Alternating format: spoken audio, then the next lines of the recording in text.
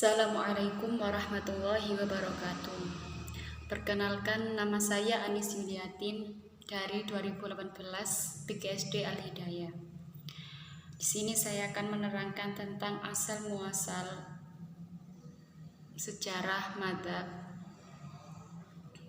yaitu madzhab adalah metode yang terbentuk setelah melalui pemikiran dan penelitian. Kemudian orang-orang yang mempercayainya menjadikan metode itu sebagai pedoman.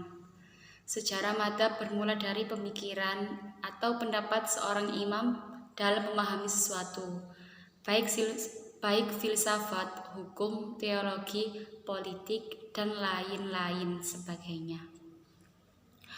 Pemikiran itu kemudian diikuti oleh kelompok atau pengikut yang dikembangkan menjadi suatu aliran atau sekte atau ajaran. Pada dasarnya, madzhab-madzhab dalam Islam timbul antara lain karena perbedaan dalam memahami ajaran yang terdapat dalam Al-Quran dan Sunnah yang bersifat tidak absolut. Pada hakikatnya, madzhab adalah suatu aliran pemahaman tertentu terhadap Al-Quran dan Sunnah. Sifatnya tidak mengikat, sementara macam-macam yang meliputi tauhid, ibadah, hukum, politik, filsafat, tasawuf, pembaharuan, dan sebagainya. Oleh karena itu, madzhab atau aliran tersebut hanya berbeda dalam penafsiran tentang ayat-ayat yang tidak jelas. Artinya, dan bukan mengenai ajaran dalam Islam. Maka perbedaan madzhab dapat diterima sebagai sesuatu yang benar dan tidak keluar dari Islam. Meskipun terkadang perbedaan antara madzhab terlihat cukup curam dan bahkan bertentangan dengan ajaran agama Islam. Jadi, kata madzhab berasal dari bahasa Arab yang berarti jalan yang dilalui dan dilewati. Sesuatu yang menjadi tujuan seseorang, baik konkret maupun abstrak. Sesuatu dikatakan madzhab bagi seseorang jika cara atau jalan tersebut menjadi ciri khasnya. Menurut para ulama dan ahli agama Islam, yang dinamakan madzhab adalah metode, maksudnya manhaj, yang dibentuk setelah melalui pemikiran dan penelitian. Kemudian orang yang melalui pemikiran dan penelitian, kemudian orang yang menjalaninya menjadikan sebagai pedoman yang jelas batasan-batasannya.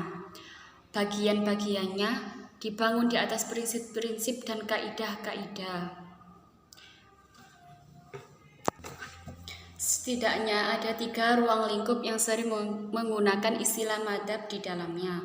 Pertama, madzhab akidah. Kedua, madzhab politik. Ketiga, madzhab fikih. Dalam hukum Islam atau fikih terdapat 4 madzhab besar yang diakui oleh golongan ahli sunnah wal jamaah, yaitu madzhab Hanafi, kemudian madzhab Maliki, kemudian madzhab Syafi'i, dan keempat madzhab Hambali. Apakah kita wajib bermadzhab?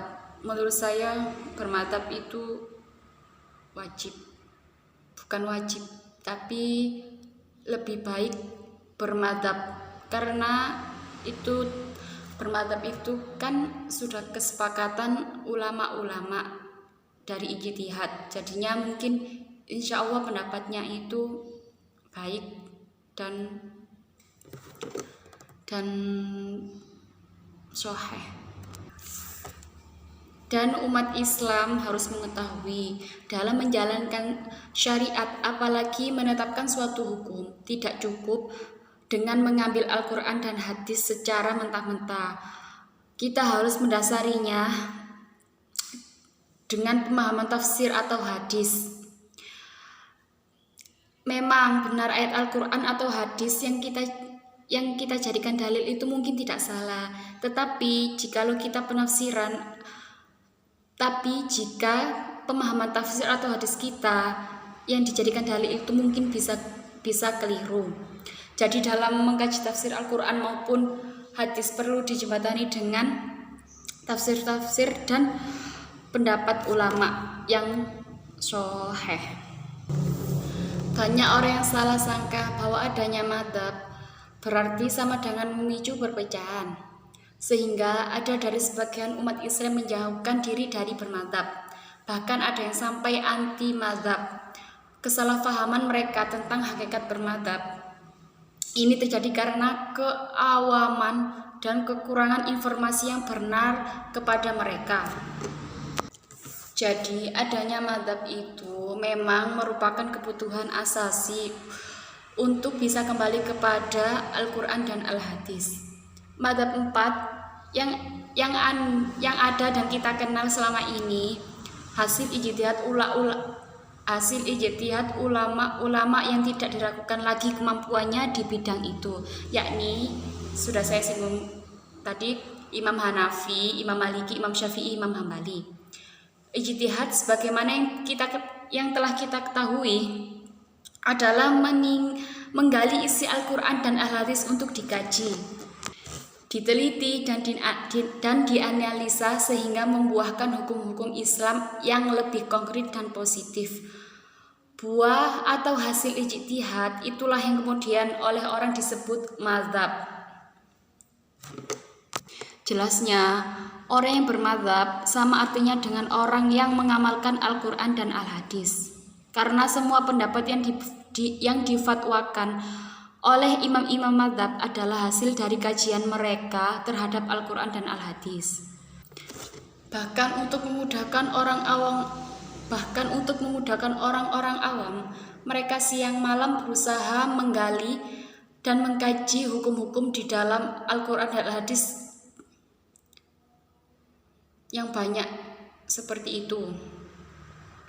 Kemudian diurutkan dari bab ke bab sehingga hukum-hukum Islam lebih mudah dipelajari bagi orang awam.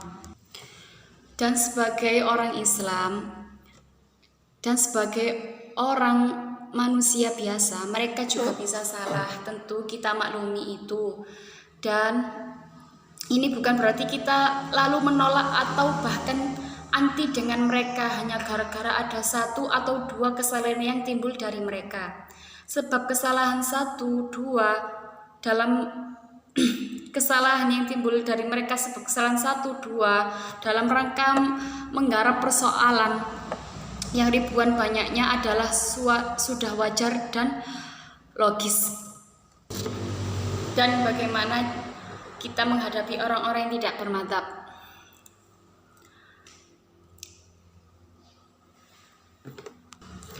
Ironisnya banyak sekali orang-orang yang sekarang anti madzhab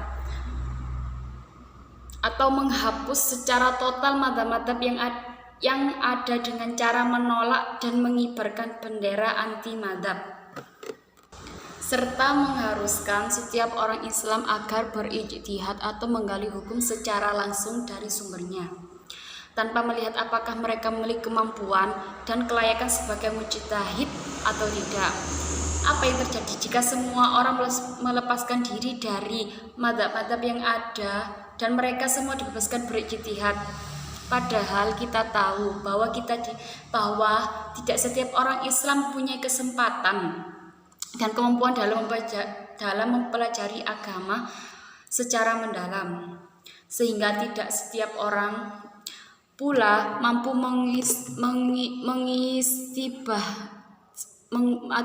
menggali hukum dari sumbernya langsung.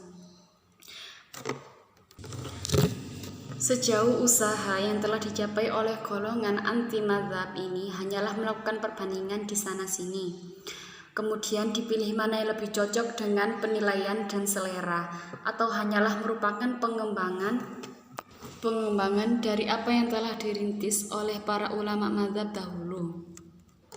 Dan bagi orang yang tidak bermadzhab maka hanyalah kekacauan dan kerusakan total akan menimpa segi-segi kehidupan umat manusia. Sebab karena melakukan usaha tidak pada tempatnya atau tidak sesuai dengan keahliannya.